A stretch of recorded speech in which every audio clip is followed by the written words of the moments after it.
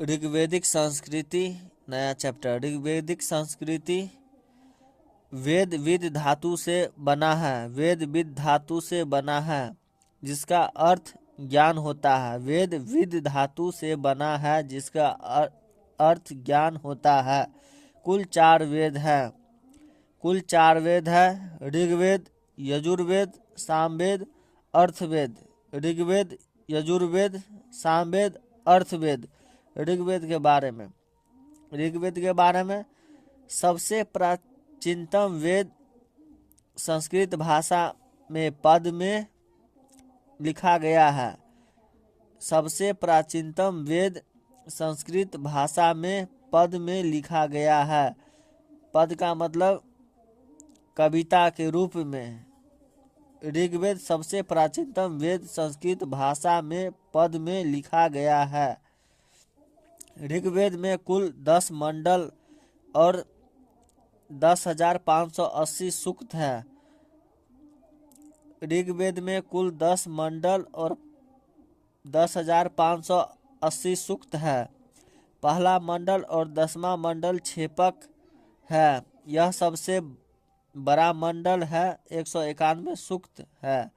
पहला मंडल और 10वां मंडल छेपक है। छेपक का मतलब बाद में जोड़ा गया है।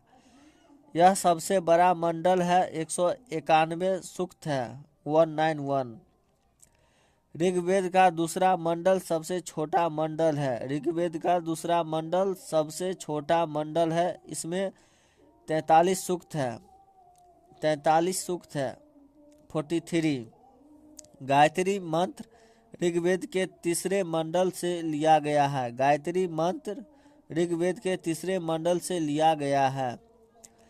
ऋग्वेद के चौथे मंडल में कृषि संबंधित कार्यों का उल्लेख है। ऋग्वेद के चौथे मंडल में कृषि संबंधित कार्यों का उल्लेख है। ऋग्वेद के 7वें मंडल में 10 राज्ञाओं के युद्ध का उल्लेख है। ऋग्वेद के 7वें मंडल में 10 राज्ञाओं के युद्ध का उल्लेख है। ऋग्वेद का 9वां मंडल को सोम मंडल कहा जाता है। ऋग्वेद का 9वां मंडल को सोम मंडल कहा जाता है। ऋग्वेद के 10वें मंडल के पुरुष सूक्त में पहली बार शूद्र शब्द का प्रयोग किया गया। ऋग्वेद के 10वें मंडल के पुरुष सूक्त में पहली बार शूद्र शब्द का प्रयोग किया गया है।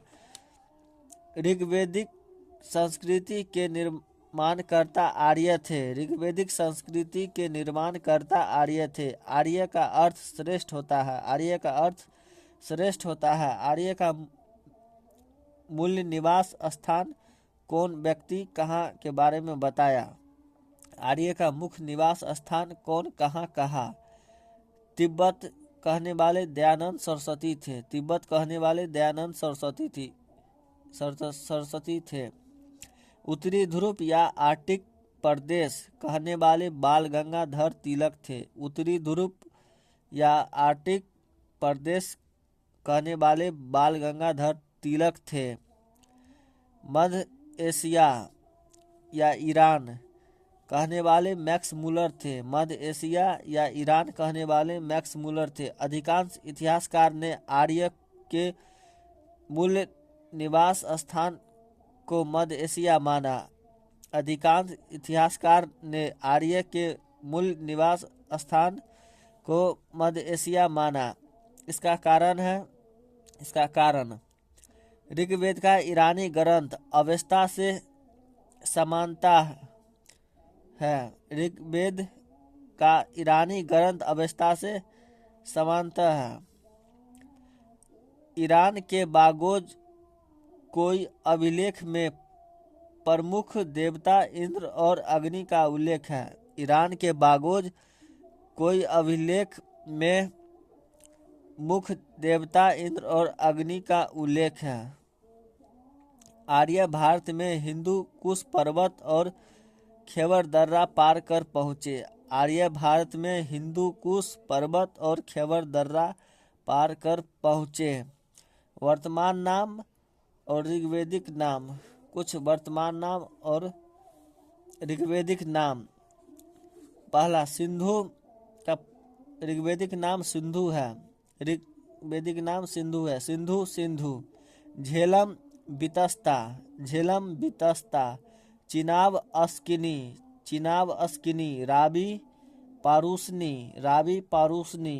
व्यास विपाशा, व्यास विपाशा।